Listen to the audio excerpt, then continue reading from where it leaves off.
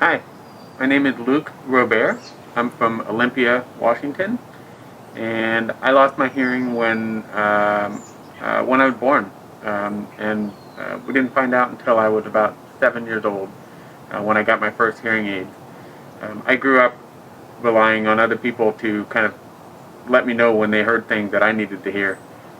So that started with my mother and my brothers, then my friends growing up, and now my partner, and now our kids. My 5-year-old son is a very good hearing 5-year-old, but it's not fair for them to have to do that. So we learned about Canine Companions for Independence a few years ago, and we thought it might be an opportunity for our whole family to gain me a little bit more independence, to allow me to be more responsive and engaged with my family, my friends, and my colleagues.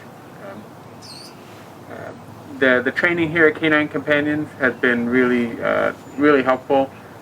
We saw right away what the dog can do, and I feel like we're just scratching the surface. Of course, we know that these are highly trained, highly motivated animals that want to work. So we now have the basic tools to go home and start training these dogs so we can integrate them into our lives. So we're looking forward to that process.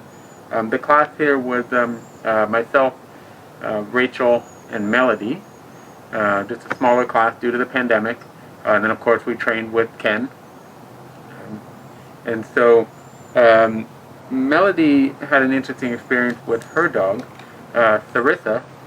Sarissa, right away when she was paired with Melody, was just locked eyes with Melody and has remained that way since.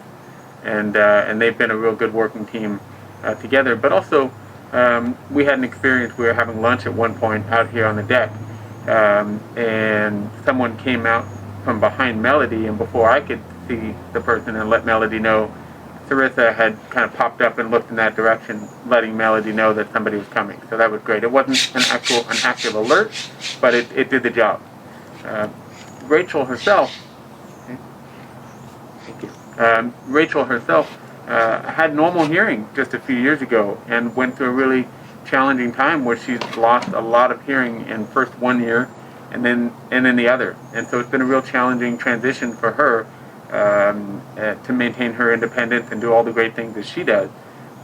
And so her dog, Locket, who's just a bundle of energy and good fun all around, actually woke her up at one point. Rachel was taking a nap and someone knocked on the door, and Rachel was woken up by Locket sort of jumping up and kind of looking, and that's kind of what she needed.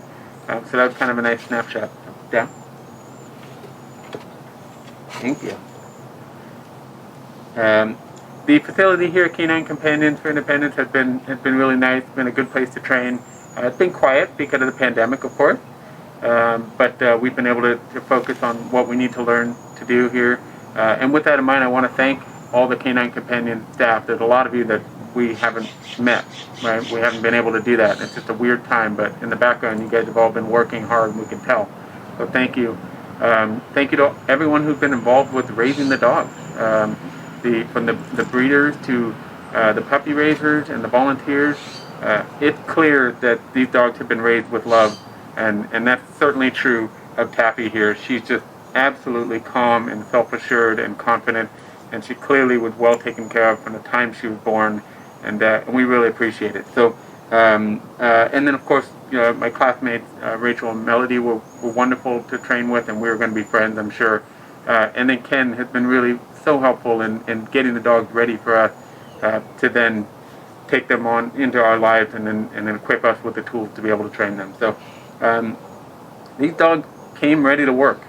So now the onus is on us to take that one step further and integrate these dogs into our lives. So thank you to everybody for making that possible. Thank you, Taffy.